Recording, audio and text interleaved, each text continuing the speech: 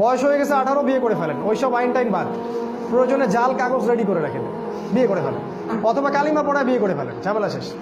কেউ জানবেন আপনি বিয়ে, কিন্তু আল্লাহর আইনে আপনি জানবেন আপনি বিবাহিত। ট্রিক্স অ্যাপ্লাই করতে হবে। ওরা যদি আমাদের সাথে ট্রিক্স অ্যাপ্লাই করতে পারে, আমাদেরকে করতে হবে।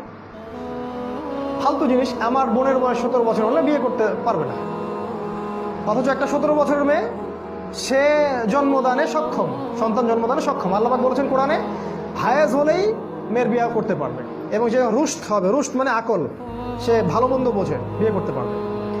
বিয়ে করে ফেলেন দ্রুত, সময় নিয়ে নিচ্ছে বেশি মনে হয়, শেষ করি।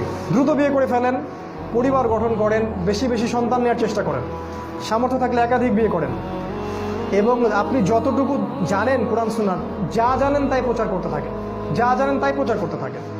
আপনার পরিবারটাকে স্ট্রংলি করে তোলেন, কোনো কিছু ছাড় দিবেন না, পরিবারে কোনো ছাড় দিবেন না। আমরা অন্য ভাইদেরকে ছাড় দিব, অন্যের প্রতি আমরা নরম হব।